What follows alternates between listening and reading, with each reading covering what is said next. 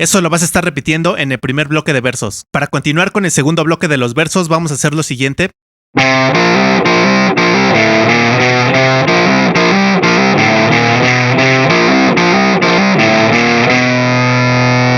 La tercera vez que llegues aquí, vamos a completar con un 2-5 y hay que silenciar de inmediato.